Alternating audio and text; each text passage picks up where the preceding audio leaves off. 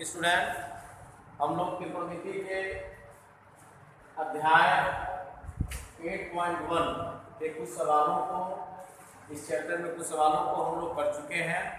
आज उसके आगे के सवालों को हम लोग करेंगे। हमें विश्वास है कि सब आप लोग जो है वीडियो का आनंद लेते होंगे और आपको समझने में किसी प्रकार की दिक्कत नहीं होती होगी। अगर फिर भी इसके अतिरिक्त भी आपको दिक्कत है तो कमेंट बॉक्स में लिखने का प्रयास करिएगा। ओके, तो हम चलते हैं सवाल नंबर 9 की तरफ। सवाल नंबर 9 क्या कर रहा है? कह रहा है कि त्रिभुज ABC में जिसका कोण B समकोण है और यदि tan A बराबर 1/3 में 3 तो निम्नलिखित के मान ज्ञात कीजिए। पहला सवाल है sin A × cos C + cos A × sin C और दूसरा सवाल है cos A × cos C - sin A × sin C।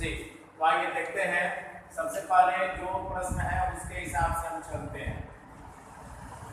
प्रश्न में दिया है कि त्रिभुज है एक ABC और उसका कोण B समकोण है। तो एक छोटा सा हम त्रिभुज यही बना लेते हैं। ये देखिए एक त्रिभुज हमने बना लिया और कोण B वाला ये है, ये कर 90 अंश का, तो ये 90 अंश होता है। बचा A और बचा क्या C, यहाँ लिख देते हैं। अगर A यहाँ लिखेंगे तो C यहाँ होगा और अगर C यहाँ लिखते तो A को यहाँ लिख देते। अब इसमें ध्यान दीजिएगा कि जिसमें कह रहा कि tan A का मान दिया है 1/3 में 3, 1/3 में 3 यहाँ दिया tan A बराबर 1/3 में 3। तो हम जानना चाहते हैं कि tan में ये कौन कौन भुजा दिया हुआ है। तो tan का सूत्र क्या होता है? लंब बटे आधार होता है। तो यहाँ लिखेंगे लंब बटे आधार। तो लंब बटे आधार का मतलब यह है लंब का मान 1 है, लंब का मान 1 है और आधार का मान कितना दिया है? कड़ी में 3। ठीक है, यानी दो भुजा ये दिया हुआ था, तीसरा भुजा निकालना है। तो तीसरे भुजा को यहाँ क्या कहेंगे? कर्ण। कर्ण का मान निकालते हैं।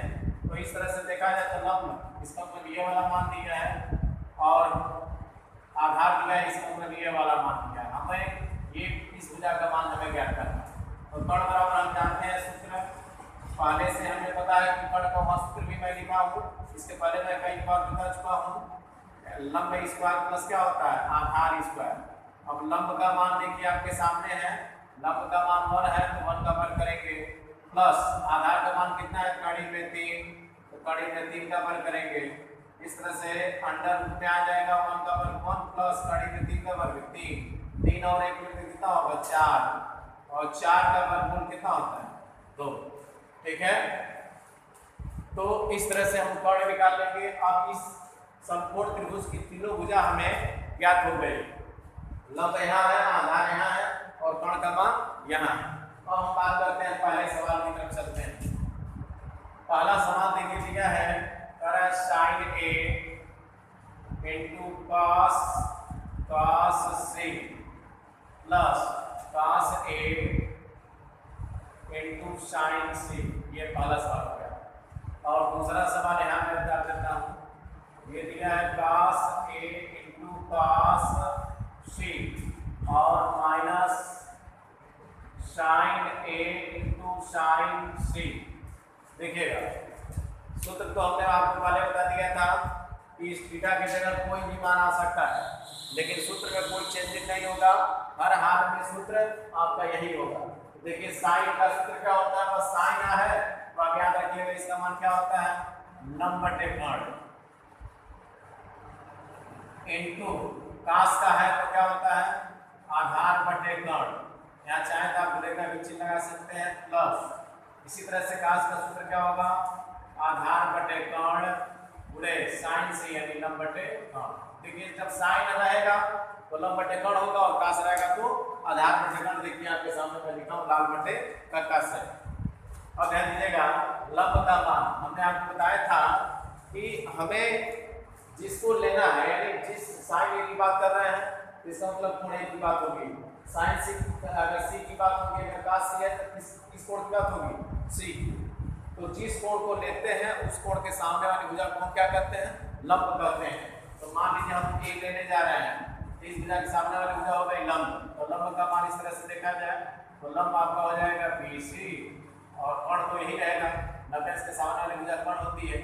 बटे सी ए गुणे। इसी प्रकार देखिए अब काश सी की बात कर रहे हैं तो काश सी के लिए ये वाला इस भुजा के सामने वाले यानी इस कोण के सामने वाली भुजा लंब होगी, तो अब ये लंब हो गई तो मतलब ये आधार हो गई और ये कण है तो आधार यानी BC लिखेंगे। आधार के जगह क्या होगा BC बटे कण तो यही रहेगा सी प्लस। इसी प्रकार आइए अब काश ए की बात करते हैं। ए कहाँ है? यहाँ है, तो ए के सामने वाली भुजा लंब होगी तो इसका मतलब ये भुजा आधार हो गई, तो लिखेंगे आधार के जगह लिखेंगे AB बटे कण का मान क्या है? कण का मान यही रहेगा CA गुणे। फिर साइन सी की बात करते हैं। सी साइन सी के लिए लंब वाली भुजा ये होगी तो लंब बटे कण होता है, तो लंब का मतलब क्या होगा? AB और कण तो यही रहेगा CA AB बटे C। अब ध्यान दीजिए BC का मान देखते हैं कितना है। B से C तक की दूरी कितनी है? एक है CA, C से A तक CA ही यही आपका जो कण निकाले है। CA का मान कितना निकला है? 2, तो CA की जगह लिखेंगे 2। फिर गुणे BC का मान, BC का मान अभी जस्ट लिखे हैं, BC का मान 1, CA का मान कितना है? 2 प्लस फिर AB का मान, A से B तक की दूरी कितनी है? कड़ी पे 3, तो यहाँ हो जाएगा कड़ी पे 3 बटे CA, C से A तक की दूरी ये आपका 2 है गुणे फिर AB का मान कड़ी में 3 बटे CA का मान 2। ठीक है, इस तरह से। अब इसका ऊपर का ऊपर गुणा करो, नीचे का नीचे, तो 1 का 1 में गुणा करके क्या होगा? 1 और 2 दूनी 4 प्लस। इसी तरह से कड़ी में 3 का कड़ी में 3 में गुणा। देखिए कड़ी में 3 का गुणा करते हैं तो क्या आता है? 3 आता है। होता कैसे? कड़ी में 3 का कड़ी में 3 में गुणा करेंगे ये हो जाएगा कड़ी में 3 का वर्ग। ठीक है, और जब कड़ी में 3 का वर्ग होता है तो इस अंडर रूट को हटाएंगे तो 3 किसी जब अंडर रूट को हटाते हैं तो उस संख्या पर कितना घात लिखते हैं? 1/2। तो ये अब यहाँ लिखेंगे 3 की घात हो जाएगा 1/2 और होल घात कितना है? 2। अब देखिए घात के ऊपर घात है तो जब ये कोष्टक छोड़ते हैं तो घातों का गुणा हो जाता है। 3 की घात 2 और पूरे कितना है? 1/2। ये 2 से 2 कट गया, कितना आ गया? 3। यही कारण है जब कड़ी में 3 का कड़ी में 3 गुणा करते हैं, कड़ी में 5 का कड़ी में 5 गुणा करते हैं, या कड़ी में 7 का कड़ी में 7 गुणा करते हैं तो उसका मान यानी कड़ी में 3 का 3 का गुणा होगा तो 3 होगा, कड़ी में 5 का गुणे कड़ी में 5 होगा तो उसका मान 5 होता है। इस तरह से कड़ी में 3 गुणे कड़ी में 3 का मान कितना आ जाएगा? 3। यानी लिखेंगे 3 और नीचे गुणा कर 2 दूनी 4। देखिए दोनों का हर सेम है, यानी नीचे का हर वाला मान सेम है। तो जब हर वाला मान सेम है तो हर को क्या करते हैं? उतार देते हैं और अंश को जोड़ लीजिए तो 1 प्लस क्या होगा? 3 और 3 और 1 4 और 4 बटे हो जाएगा 4, 4 से 4 काट दीजिए कितना होगा? ठीक है, यहाँ तक समझने में कोई दिक्कत नहीं हुई होगी, हमें विश्वास है। फिर अगले सवाल की तरफ चलते हैं। अगला जो सवाल है काश सी, तो सूत्र तो वही होगा काश वाला। काश का सूत्र क्या होता है? आधार बटे कण गुणे आधार बटे कण माइनस साइन का सूत्र यही रहेगा लंब बटे कण गुणे लंब बटे कण। बस थोड़ा सा ध्यान देना है, ये ध्यान दीजिएगा।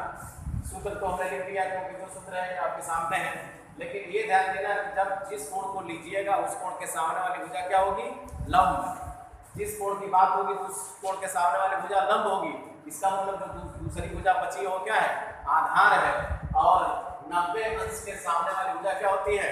कण होती है। अब देखिए ये काश ए है, ये कहाँ है? यहाँ है, और काश ए के लिए लंब ये हो गया, इसका मतलब आधार।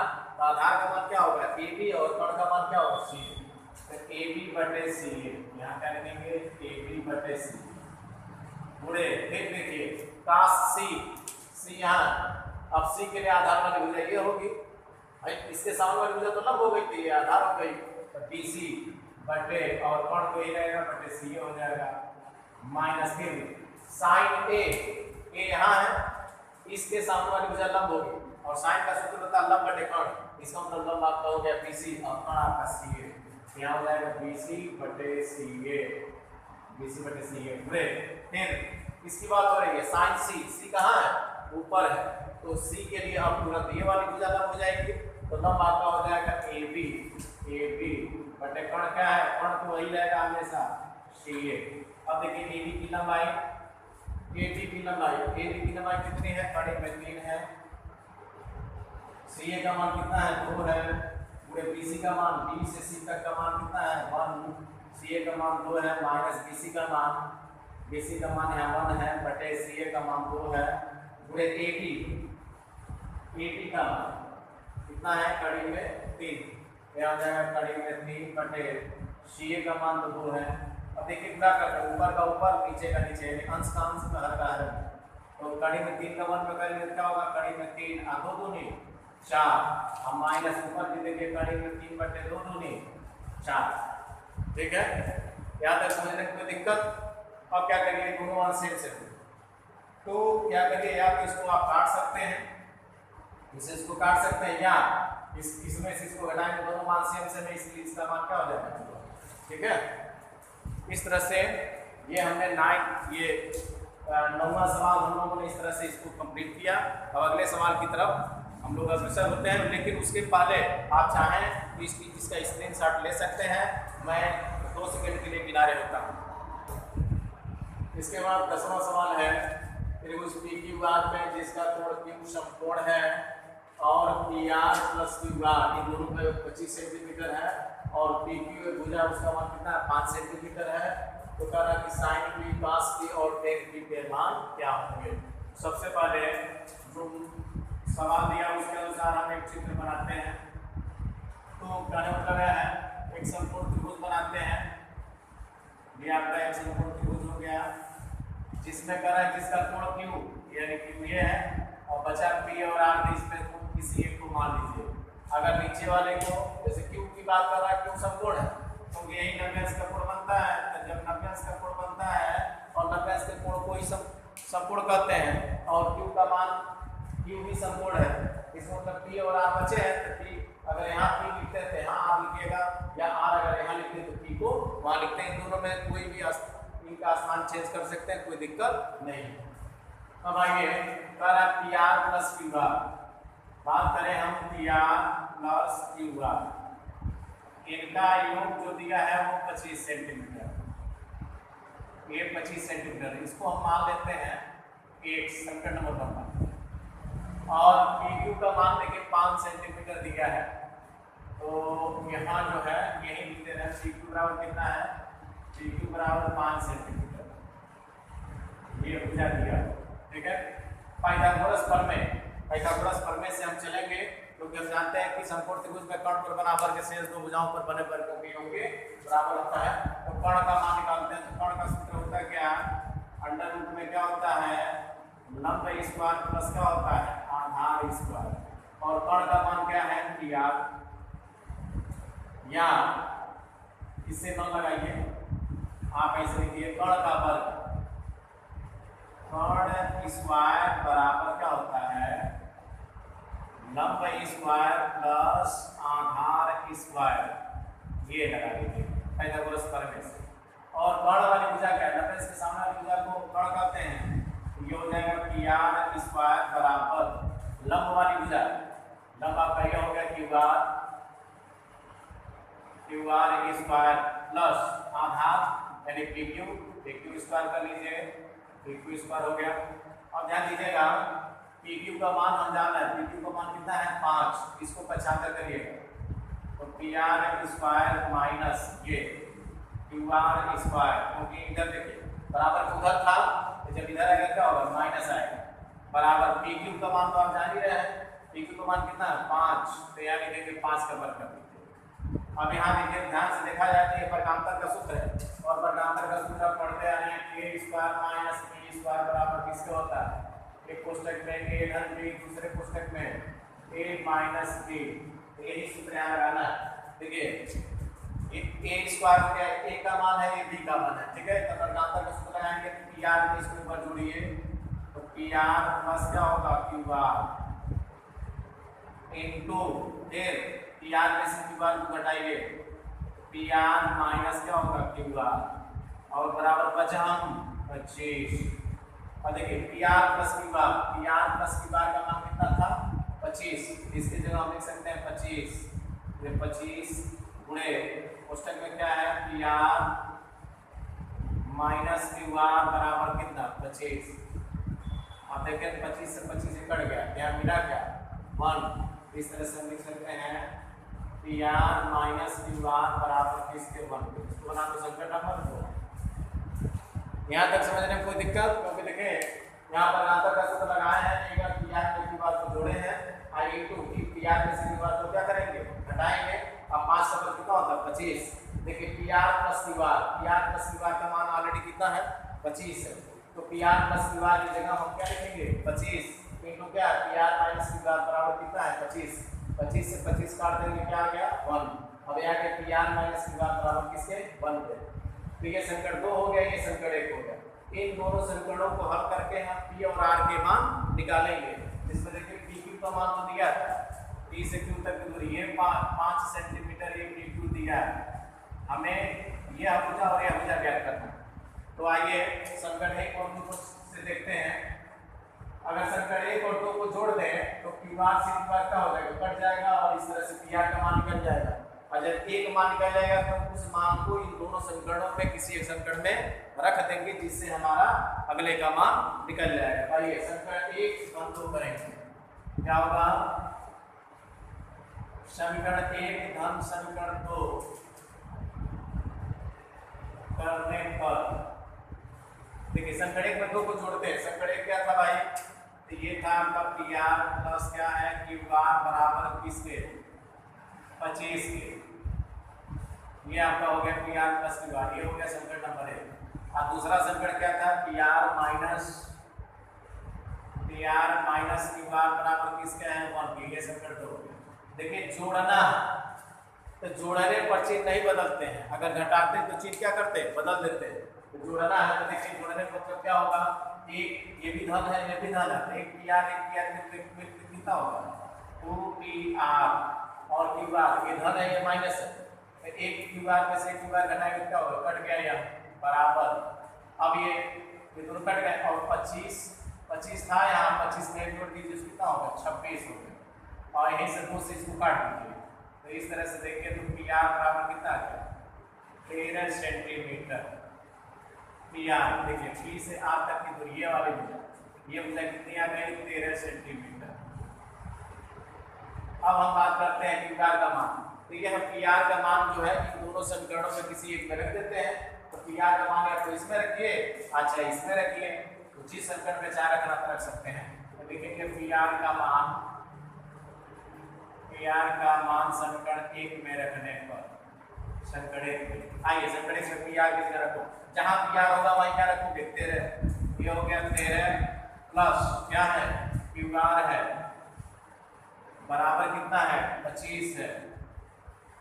अब देखिए 13 को 75 करिए तो क्यू आर बराबर किसके आ गया 25 माइनस 13 घटाएंगे तो कितना आ गया 12 सेंटीमीटर आ गया। अब देखिए क्यू आर का मान भी आ गया, यहाँ देखिए यह भुजा भी हमने निकाल दिया 12 सेंटीमीटर, ठीक है। अब इस त्रिभुज की तीनों भुजाएं हमें क्या हो गई ज्ञात हो गई। अब हम आसानी से किसके मान हम निकाल सकते हैं साइन पी के cos पी के और tan पी के। तो आइए निकालते हैं, क्या निकालना है साइन पी का मान निकालना है और क्या निकालना है cos पी का मान निकालना है, cos पी का मान निकालना है और क्या निकालना है tan पी का मान निकालना है। देखिए भाई हमने आपको बार बार बताया है कि इस थीटा की जगह कोई भी मान आ सकता है लेकिन सूत्र में कोई चेंजिंग नहीं होगा। साइन है तो सूत्र क्या होगा तुरंत आप लिखेंगे लंब बटे कर्ण, cos है तो क्या होगा आधार बटे कर्ण, tan है तो क्या होगा लंब बटे आधार, ठीक है। यहाँ तक कोई दिक्कत तो होना नहीं चाहिए। अब उठा के मान रखिए लंब। अब p के लिए कोण 3 की बात हो रही है, साइन की मतलब इस कोण की बात हो रही है। हमने बार बार आपसे बताया है कि जिस कोण की बात होगी उस कोण के सामने वाली भुजा को हम क्या कहेंगे लंब कहते हैं। तो p के सामने वाली भुजा लंब हो गई, ये आधार हो गई, ये कर्ण है और संयोग से तीनों में p है तो इसमें आपको भ्रम की स्थिति होनी नहीं है क्योंकि ये आधार है ये लंब है ये कर्ण, ठीक है। तो आइए लंब बटे कर्ण साइन p के लिए लंब वाली भुजा क्या है क्यू आर बटे कर्ण वाली भुजा लंबे से सामने वाली भुजा को कर्ण कहते हैं। इसका मतलब पी आर है। क्यू आर का मान कितना है 5, क्यू आर का मान कितना है 12 है, क्यू आर का मान 12 बटे कितना हो गया 13 इसी तरह से ध्यान दीजिए cos p आधार बटे कर्ण, आधार वाली भुजा क्या है PQ, यानी लिखेंगे कि PQ बटे कर्ण वाली भुजा PR होगा। अब PQ का मान कितना है 5 और कर्ण तो 13 ही है।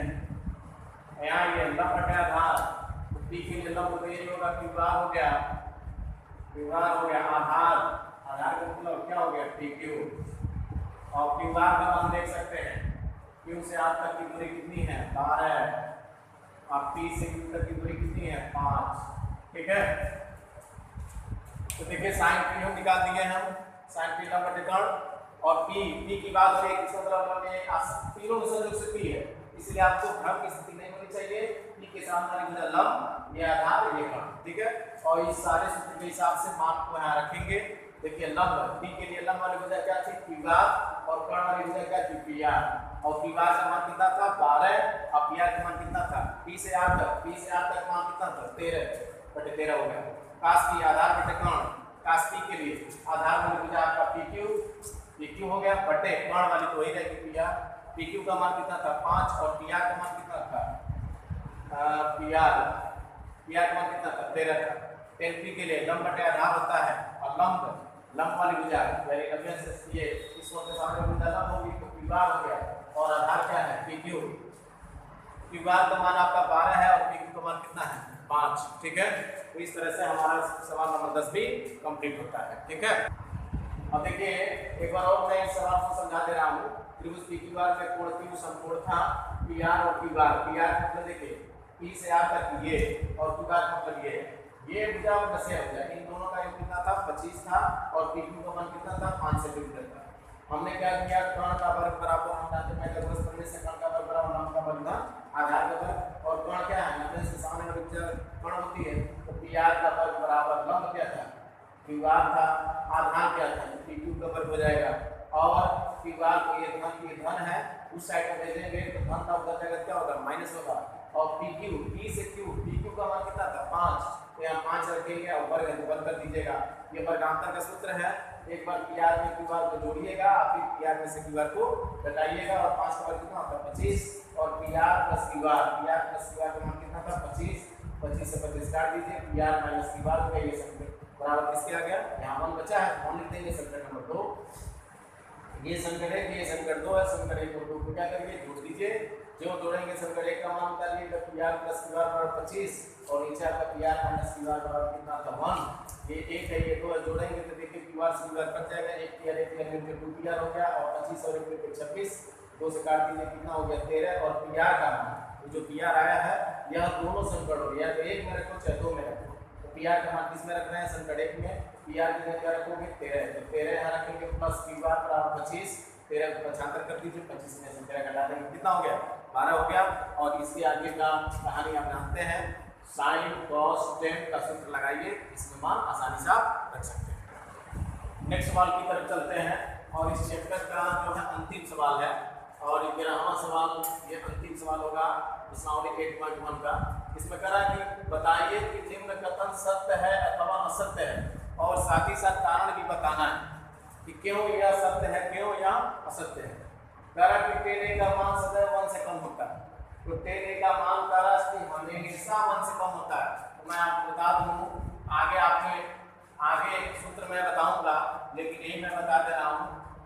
टेन 0 का मान होता है 0, टेन 30 अंश का मान होता है 1/3, टेन 60 अंश का मान होता है 3, और टेन 90 अंश का मान होता है 10 और ध्यान दीजिएगा टेन 0 अगर 0 का मान है तो 0 होता है, टेन 30 अंश का मान 1/3, टेन 60 अंश का मान 3 का मान होता है 1.732 के करीब होता है, ये 1.732, टेन 90 अंश का मान इन्फिनिटी होता है। तो एक कह रहे हैं साहब कि टेन ए का मान सदैव 1 से कम होता है, कहाँ 1 से कम हो रहा है, कहीं 1 से कम भी है तो कहीं, और एक 10/45 अंश का मान, 10/45 अंश का मान क्या होता है 1। अब ध्यान दीजिए, कहीं 10 का मान कहीं 1 है, कहीं 0 है, कहीं 1 से बड़ा है, इसका मान 1 से बड़ा हो जाएगा 1.732, और यहाँ तक आ जाए तो इन्फिनिटी है।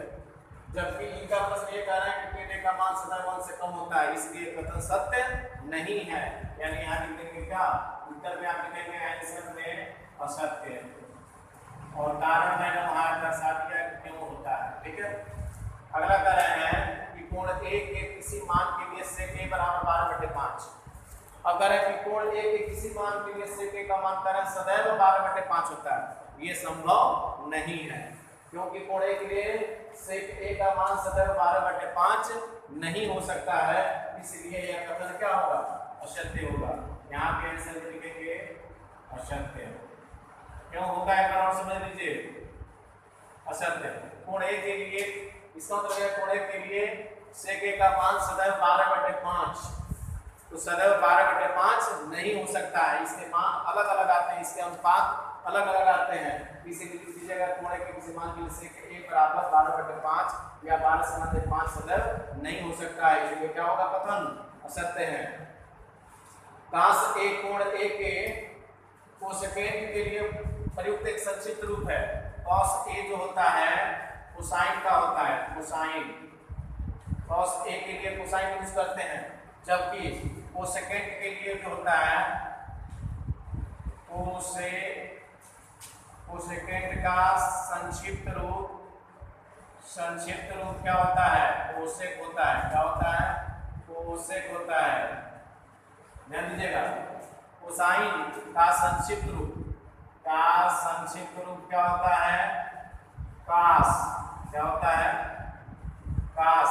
और कोसेकेंट का संक्षिप्त रूप क्या होता है, कोसेक। तो अब प्रश्न ये कर रहे हैं कि कास ए कोण ए के कोसेकेंट के लिए प्रयुक्त एक संक्षिप्त रूप है। कास किसके लिए होता है, कास किसका संक्षिप्त रूप है, कोसाइन का, और कोसेकेंट का संक्षिप्त रूप क्या होता है, कोसेक। ये बताइए ये कथन सत्य है कि असत्य है। एक बार और मैं समझा दे रहा हूँ, जो कास है वो किसका होता है संक्षिप्त रूप, कोसाइन का, और कोसेकेंट का संक्षिप्त रूप क्या होता है, कोसेक। तो कहने का मतलब यह है कोसेकेंट, तो कहने का मतलब यह है कोसेकेंट। तो ध्यान दीजिए, कोसाइन का संक्षिप्त रूप कास है और कोसेकेंट का संक्षिप्त रूप क्या होता है, कोसेक होता है, जबकि ये कह रहे हैं कोसेकेंट के लिए प्रयुक्त एक संक्षिप्त रूप कास होता है, इसलिए कथन क्या है, असत्य। यानी देंगे असत्य। थोड़ा सा ध्यान दीजिए, ऊपर की तरफ चलते हैं। कोण ए के किसी मान के लिए sec a बराबर 12/5, तो देखिए sec a का सूत्र क्या होता है, कर्ण बटे आधार, यानी कर्ण बटे आधार। इसका मतलब क्या है, सही है, कर्ण हमेशा बड़ी संपूर्ण त्रिभुज में सबसे बड़ी भुजा कर्ण होती है और कर्ण का मान बड़ा होता है, तो इसलिए 12/5 ये कथन आपका सत्य होगा। हम थोड़ा सा मिस्टेक कर दिए थे, इसके लिए मैं बेहद हमें दुख है, इसलिए ये कथन क्या होगा, सत्य। ठीक है, तो चलिए कोई बात नहीं, गलती इंसान से ही होती है। तो फिर हम लोग आगे बढ़ते हैं। याद रखिएगा, कोण ए के किसी मान के लिए sec a बराबर 12/5 है, तो कर्ण बटे आधार, कर्ण का मान यहाँ अधिक है, इसलिए यह क्या होगा, कथन सत्य। ठीक है, काट और एक अंकन कह रहे हैं कि काट, यदि काट और गुणे करें एक कर देंगे तो ये कह रहे हैं कि काट ए हो जाएगा, काट ए होगा। ये कह रहे हैं काट एक, काट और एक गुणनफल होता है, यदि काट में एक का गुणा करेंगे तो कह रहे हैं काट ए होता है, जबकि ये ऐसा नहीं होता है। ठीक है, यह कथन क्या होगा, असत्य होगा, यानी यहाँ लिखेंगे कथन क्या है, असत्य। अगले एक सवाल की तरफ चलते हैं। किसी भी कोण थीटा के लिए sin थीटा बराबर 4/3, अरे किसी भी कोण थीटा के लिए sin थीटा बराबर 4/3 और sin थीटा का मान क्या होता है, लंब बटे कर्ण। देखिए यहाँ लिखते हैं अगर लंब बटे कर्ण, तो ध्यान दीजिएगा, हमने आपको बताया था कि समकोण त्रिभुज में सबसे बड़ी भुजा क्या होती है, कर्ण होती है। यहाँ क्या हो रहा है, लंब का मान 4 और कर्ण का मान कितना है, 3, कर्ण ही यहाँ क्या हो गया, छोटा हो गया। अगर यहाँ कर्ण बड़ा रहता है, 3/4 रहता तब ये क्या होता है, सत्य होता है, लेकिन यहाँ 4/3 है, अर्थात लंब ही बड़ा हो गया और कर्ण का मान क्या हो गया, छोटा, जो कि यह नियम के क्या है, विरुद्ध है, इसलिए कथन क्या होगा, असत्य होगा। ठीक है, तो असत्य। ठीक है, तो कहने मतलब यह है, एक बार और मैं रिपीट कर दे रहा हूँ, टेन ए का मान सदैव 1 से कम होता है, यह संभव नहीं है। टेन का मान 0 हो सकता है, 0 कभी 1 से कम भी होता है, 1 के बराबर भी होता है और 1 से ज्यादा भी होता है। ठीक है, तो ए के किसी मान के लिए सेक का मान 12/5 इलेक्ट्रॉन बटा आधार, इसका मतलब ये कथन क्या है, सत्य है। काश जो होता है वो किसका संक्षिप्त रूप होता है, कोसाइन का होता है, और कोसेक का संक्षिप्त रूप क्या होता है, कोसेक, इसलिए कथन क्या है, सत्य है। काट और ए का जो गुणनफल जो होता है वो काट ए के बराबर नहीं होता है, इस नॉट इक्वल ए की वैल्यू नॉट इक्वल कर सकते हैं, इसलिए कथन क्या होगा, असत्य होगा। और किसी भी कोण थीटा के लिए sin थीटा का मान 4/3 अर्थात कर्ण वाली भुजा कभी छोटी नहीं होती है, इसलिए ये भी कथन क्या है, असत्य है। तो उम्मीद है कि आपको समझ में आ गया होगा। ओके।